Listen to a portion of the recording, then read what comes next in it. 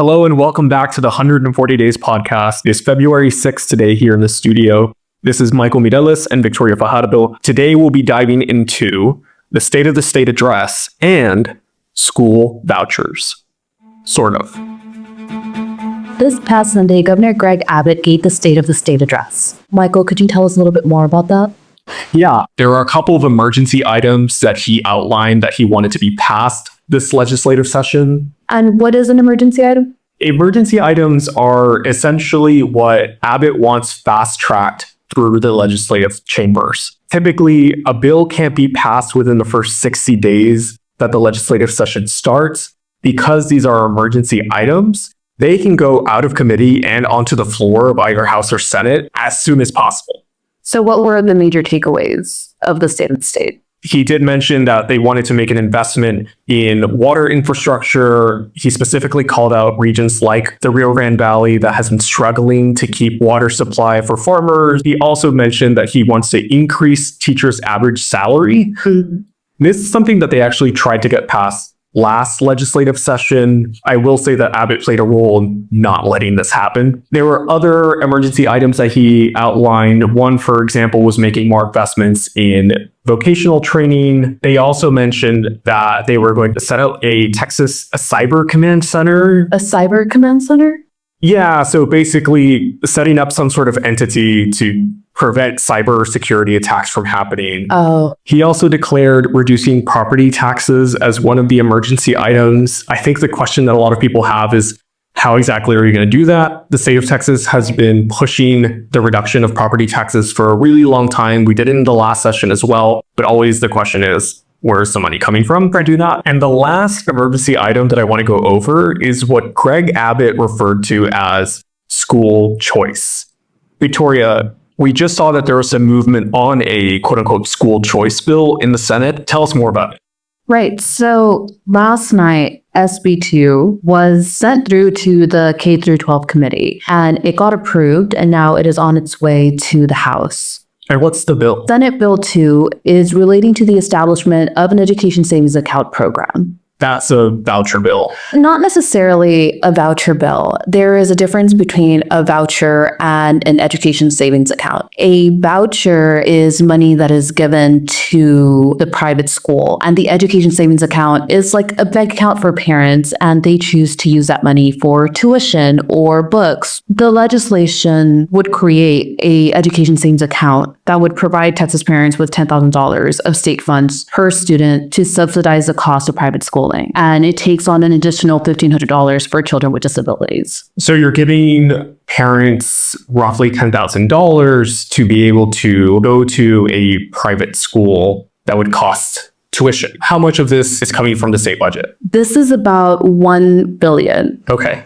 We have a little over 5 million kids in Texas, and it's only covering about, 100,000? So 100,000 kids would be able to receive something from this 1 billion stipend. Right. And this doesn't necessarily mean that this covers the entire cost of tuition for an entire year of private school education. If a school, let's say, is $10,000, then you're lucky and all those $10,000 go to that school. However, that doesn't necessarily mean you're left over anything for textbooks or uniforms or any other school supplies. How much does private school education cost? I can give you an example. So Village School, which is a private middle school in Houston, their year tuition is $36,000. And the thing is, there is a very high threshold for who can apply and who's eligible for the school savings account. So if you're a four-person household earning less than about $156,000,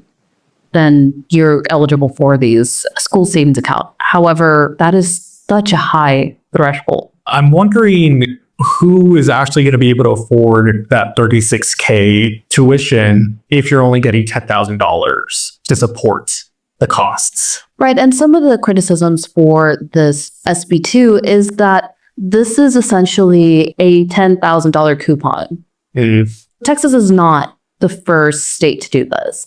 There have been states like Arizona and Florida who have not had the best outcome with school vouchers. In Arizona, they suspected that the budget for school vouchers was going to be $65 million, and it ended up being closer to $300 million Okay. of their budget. So what they thought they were going to spend on a voucher program was not what they actually Not even close. Okay.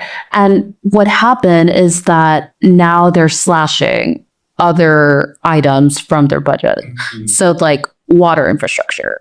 Now the question is, what is the likelihood of SB2 passing? We had a similar initiative happen in 2023's fourth special session. Could you go into what a special session is? The special session is called by the governor after the regular session that occurs. So we're in the 89th. It's going to go on for a couple of months. If the governor feels that bills that he wanted were not passed in the session, he has the authority to call a special session, which brings back all of the reps to the Senate and the House so that they can try again and see if they can come up with that bill that the governor was interested in.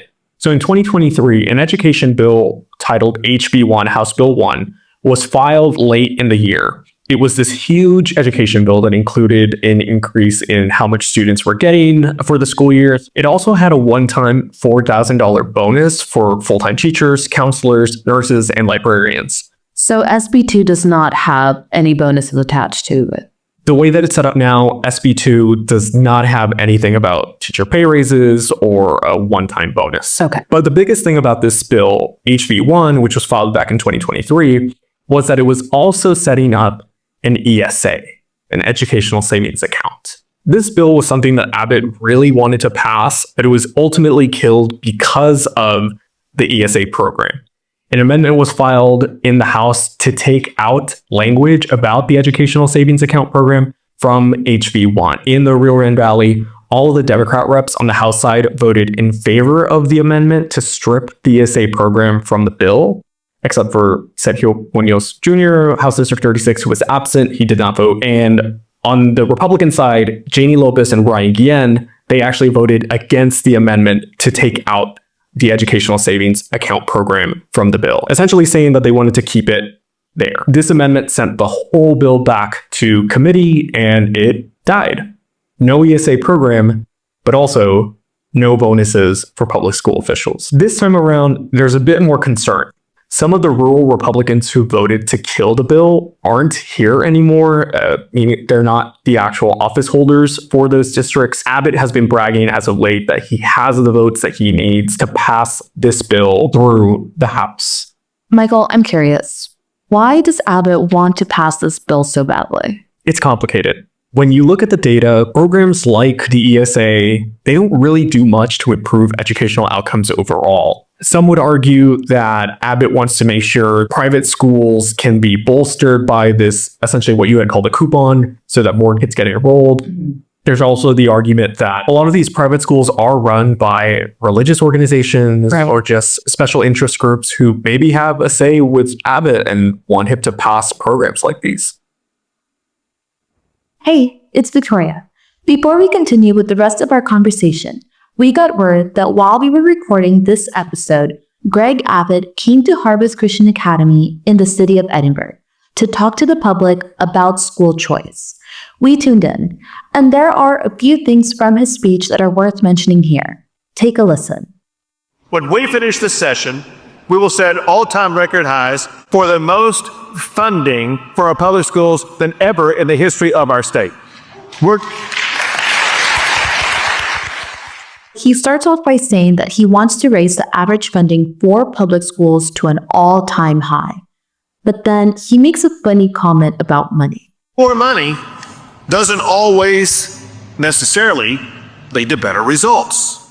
And it's funny because he is essentially spending $1 billion of taxpayer money on this school choice bill so that students can get a more expensive education. He also spends a lot of time commenting on why he believes public schools aren't the best. In that public school, there was a history teacher teaching students to disrespect the flag of the United States of America. Let me tell you something. We will not use your taxpayer dollars to teach our kids to hate the United States of America. He also brings up that public school students are learning about cuss words. Because what their son was being taught was not right. They didn't want their kid learning cuss words in first grade. And following this anecdote of a student cussing in school, he makes a comment about how the parents of the student need something like the Education Savings Account program because, well, I'll let him say it. But here's the deal. They're not rich. They're both educators. They were just making ends meet paycheck by paycheck. Greg Abbott alludes to the fact that some of the folks who would benefit from having their kids removed from public schools and put into private school are public school teachers themselves. He finishes the speech focusing a lot on the same talking points that the Trump administration has been using for a while now, which is attacking the woke mind virus. Our schools are for education, not indoctrination, and we will not tolerate woke agendas in our schools.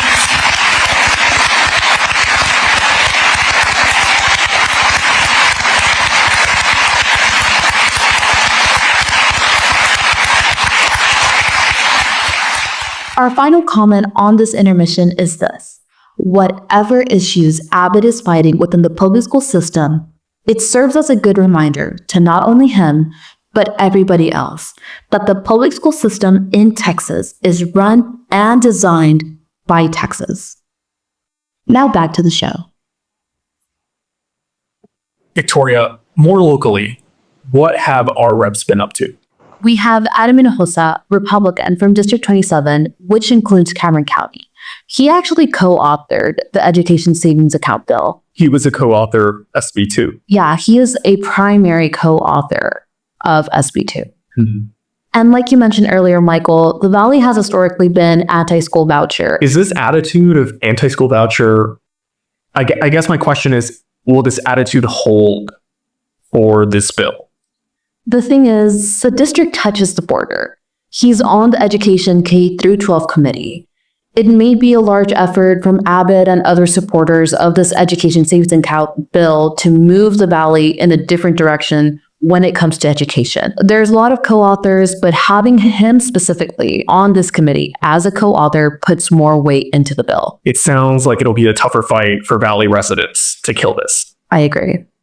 Michael, you've been tracking Chuy Hinojosa. What has he been up to? Representative Chuy Hinojosa, a Democrat from Senate District 20. The thing is, both he and Adam actually filed amendments to SB2 while it was being heard on the Senate floor. Adam filed an amendment that essentially allowed the Education Savings Account to be a bit more flexible in its spending. I believe that he was adding some language about buying school uniforms or something like that. So it just increased the flexibility. Senator Chuy Hinojosa filed an amendment that created more safeguards for parents and students who attended private schools. What were the safeguards? So in his amendment, he added language that specifically made it so that if there was some sort of problem that the school was having with an educator, for example, these are the private schools, if an educator did something wrong, if there was alleged misconduct between an educator and a student or something of that nature, the language actually would allow for there to be a portal in which anybody could file secret report to the State Board for Educator Certification so that they could monitor these and just assess what happened at these schools. There was a couple of other things that happened in his amendment language, but essentially, yes, this just created more reporting mechanisms for people to be able to identify misconduct at private schools. So this amendment was not adopted. It was not adopted, which is really surprising. It seems like a really good amendment to have into the bill. Yeah, it protects parents and students. Right. I will say that this amendment Senator Chuy Hinojosa filed, Senator Zifrani also voted in favor of this amendment. Senator Adam Hinojosa voted against this amendment. Adam Hinojosa voted against. So it failed. It was not added to SB2 when it left the Senate. And that's kind of where we're at now. What's next? Well, Victoria, we covered Abbott's State of the State address. We talked about SB2, which was fast-tracked out of the Senate. There are some disagreements between our Valley senators on the language of this education savings account bill, aka voucher bill, aka school choice bill. Now we wait for House committee announcements and for other developments about Abbott's emergency items. Well, I'm excited to see what happens next and what House committee announcements are going to be like. Thank you so much, Michael, for being here with me today. Thank you, Victoria.